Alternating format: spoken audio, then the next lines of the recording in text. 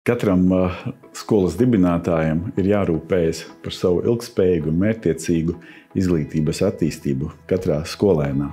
Un mums šim piedāvājumam jābūt atbilstošam vajadzībām. Šie dati ļoti palīdzēs individuāli pie izglītības izvērtēšanas un tālākas virzības mācību procesa attīstībā.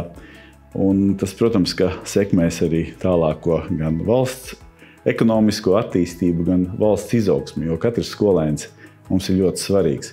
Un pēc skolēnu šiem datiem varēs arī analizēt katra skolēna izaugsmi, katra pedagoga ieguldījumu, pedagoga, teiksim, šo prasmju paaugstināšanu vai profesionālo pilnveidi.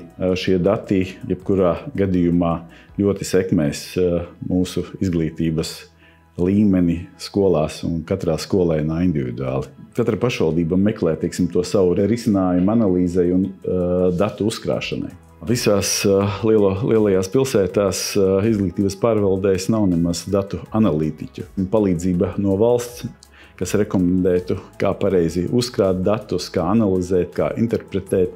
Un lēmumu pieņemšanā šie dati un atbalsts būtu ļoti vērtīgs. Lielās pilsētas un izglītības pārvaldes ir par šo jauno sistēmu, un es domāju, ka kopā rezultāts būs krietni labāks un ilgtermiņā analizējams, un šie dati būs ļoti vērtīgi tālāk gan skolēnu individuālajai izaugsmē, gan arī skolas pedagogu, teiksim, kvalifikācijas celšanai.